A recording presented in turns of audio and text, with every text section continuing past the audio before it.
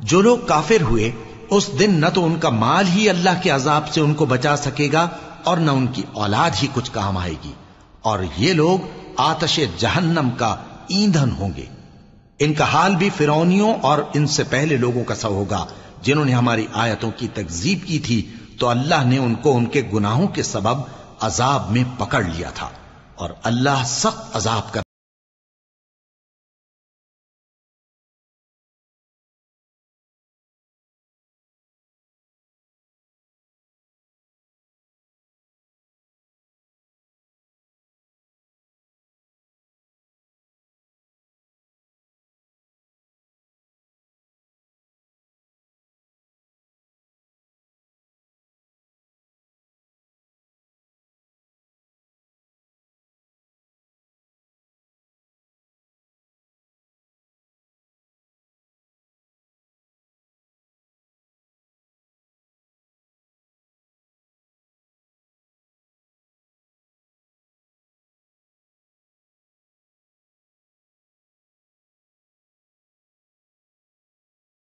قریب مغلوب ہو جاؤ گے اور آخرت میں جہنم کی طرف اکٹھا کیے جاؤ گے، اور وہ بری جگہ ہے۔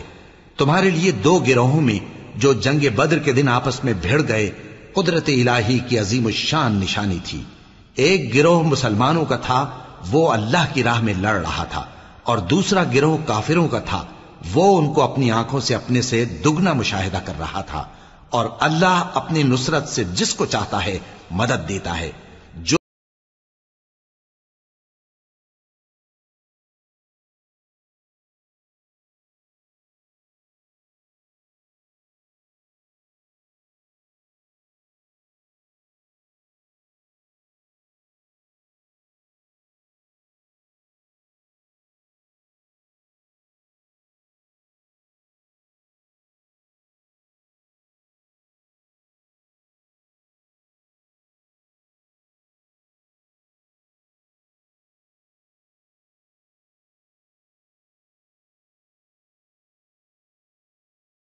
سونے اور چاندی کے بڑے بڑے ڈھیر اور نشان لگے ہوئے گھوڑے اور مویشی اور کھیتی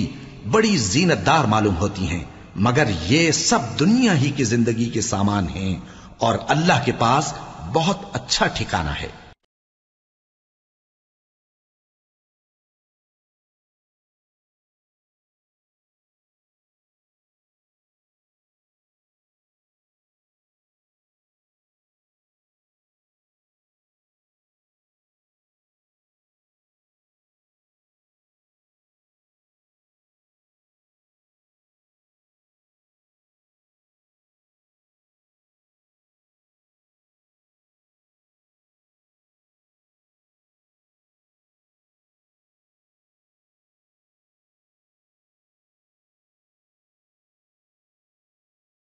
ایسی چیز بتاؤں جو ان چیزوں سے کہیں اچھی ہو؟ سنو، جو لوگ پرہیزگار ہیں ان کے لیے اللہ کے ہاں باغات بہشت ہیں جن کے نیچے نہریں بہ رہی ہیں، ان میں وہ ہمیشہ رہیں گے، اور پاکیزہ بیویاں ہیں، اور سب سے بڑھ کر اللہ کی خوشنودی، اور اللہ اپنے سب بندوں کو دیکھ رہا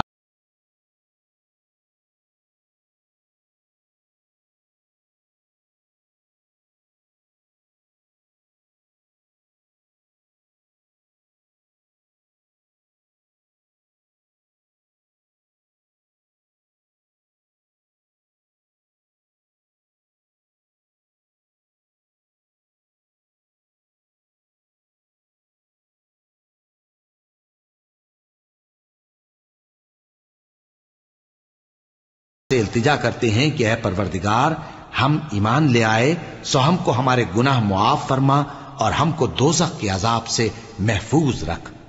یہ وہ لوگ ہیں جو مشکلات میں صبر کرتے اور سچ بولتے اور عبادت میں لگے رہتے اور نیکی میں خرچ کرتے اور اوقات سحر میں گناہوں کی معافی مانگا کرتے۔